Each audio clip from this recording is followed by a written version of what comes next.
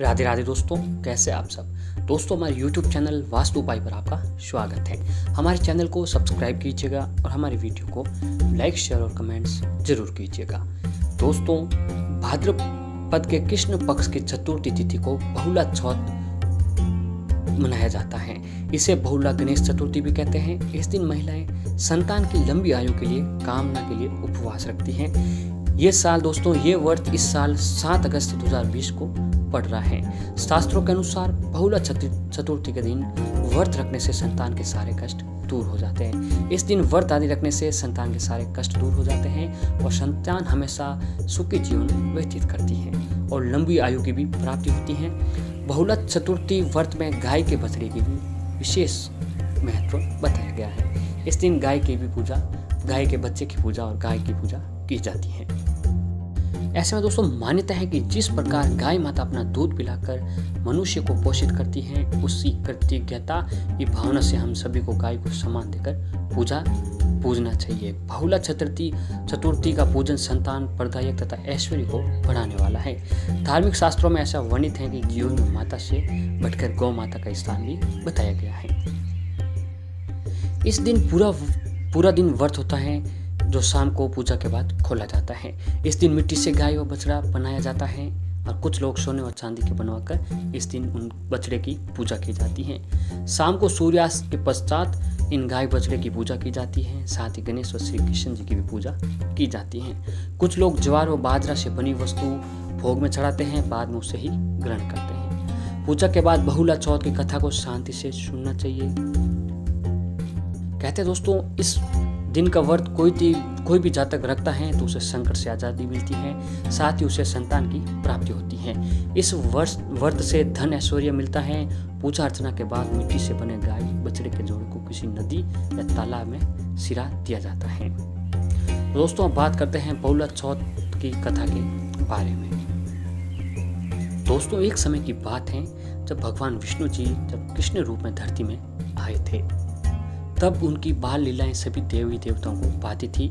गोपियों के साथ उनकी रासलीला हो या माखन चोरी कर खाना, इन सभी बातों से वे सबका मन मोह लेते थे।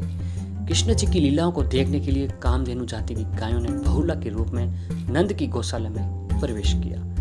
कृष्ण जी को यह गाय बहुत पसंद आई। वे हमेशा उसके साथ समय बिताते थे। बहुला का एक बछड़ा भी साथ में था, जो बहुला चढ़ने के लिए जाती थी तो वो उसको बहुत याद करता था। एक बार जब बहुला चढ़ने के लिए जंगल गई, चढ़ते चढ़ते वो आगे कहीं निकल पड़ी और एक शेर के पास जहाँ पहुंची। शेर उसे देखकर बहुत खुश हो गया और अपना शिकार बनाने की सोचने लगा। बहुला डर गई और वह रोने लगी और उसे अपने बछड़े का ही ख्याल आ रहा था। जैसे ही शेर उसकी ओर आगे बढ़ा, बहुला ने उससे बोला कि वह उसे अभी न खाए, क्योंकि उसके घर में उसका बछड़ा भूखा है। उसे दूध पिलाकर वो वापस आ जाएगी, तब वो उसे अपना शिकार अवश्य बना ले। शेर ये सुनकर हंसने लगा और कहने लगा, मैं कैसे तुम्हारी इस बात पर विश्वास कर लूं। तब बहुला ने विश्वास दिलाया और कसम खाई कि वह जरूर आएगी। बहुला वापस गौशाला जाकर बछड़े को दूध पिलाती है और बहुत प्यार कर उसे वहां छोड़कर वापस जंगल की ओर उस शेर के पास चली आती है, जहां वह अपना वादा कह कर गई थी। शेर उसे देखकर हैरान हो जाता है। दरअसल शेर के रूप में भगवान श्री कृष्ण होते हैं, जो बहुला की परीक्षा लेने आ जाते हैं। कृष्ण ने अपनी वास्तविक रूप में आ जाते हैं और बहुला को कहते हैं कि मैं तुमसे बहुत प्रसन्न हुआ, तुम परीक्षा में सफल रही। समस्त मानव जाति द्वारा सावन महीने की कृष्ण पक्ष की चतुर्थी के दिन तुम्हारी पूजा अर्चना की जाएगी और समस्त जाति तुम्हें गौ माता कहकर संबोधित करेगी। और श्री कृष्ण जी ने कहा कि जो भी ये व्रत रखेगा उससे सुख, समृद्धि, धन, ऐश्वर्य और संतान की प्राप्ति होगी। दोस्तों, ये थी बहुला चतुर्थी की कथा। अब बात करते हैं दोस्तों इस दिन की पूजा विधि के बारे में और कुछ उपायों के बारे में। दोस्तों, सुबह के समय दैनिक कृत्य से निवृत्त होकर हाथ में गंध, चावल, पुष्प, दुर्वा, द्रव्य, पुंगी फल और जल लेकर विधिवत नाम, गोत्र, वंशादि का उच्चारण कर संकल्प लें। शास्त्रों के अनुसार इस दिन विशेषतः गाय के दूध पर बछड़े का अधिकार होता है, तो हो सके इस दिन गाय के दूध से बनी हुई कोई भी सामग्री आपको नहीं करनी चाहिए। आज उपवास रखकर मिट्टी से बने शेर, गाय और बछड़े की पूजा करें। बहुला चतुर्थी में शेर बनाकर बहुला नामक गाय की परीक्षा लेने वाले भगवान कृष्ण की कथा सुने। और संध्या के समय गणपति गौरी भगवान शंकर और कृष्ण एवं बछड़े के साथ गाय के पंचों का उपचार पूजन करें। दूर्वा से पानी में चित्रों पर पानी के छींटे मारें। तिल के तेल का दीपक जलाएं। चंदन की धूप जलाएं। चंदन का तिल अर्पित करें। पीले फूल अर्पित करें। गुड़ और चने के भोग लगाएं। इसके उपरांत चावल, फूल, दूर्वा, रोली, सुपारी और दक्षिणा दोनों हाथों में लेकर भगवान श्री कृष्ण और गाय की वंदना करें। पूजन के बाद मिट्टी से बने शेर और गाय और बछड़े पर चावल, फूल, दूर्वा, रोली, सुपारी और दक्षिणा चढ़ा दें। और भगवान श्री कृष्ण जी के किसी भी मंत्र का आपको तुलसी की माला से जप करना चाहिए। और रात्रि में जब चंद्रमा उदय होते हैं तो उस समय आपको उदय होने पर उन्हें अर्घ्य अवश्य दें। शंख में दूध, सुपारी, गंध तथा चावल से भगवान श्री गणेश और चतुर्थी तिथि को भी अर्घ्य दें। जौ तथा सत्तू का भी भोग लगाएं और पूजन से निवृत्त होकर भोग प्रसाद का ही भोजन करें। और इस और उपाय से निसंतान को संतान की प्राप्ति होती है। संतान के सुखों में वृद्धि होती है। घर परिवार में सुख और शांति विद्यमान होती है।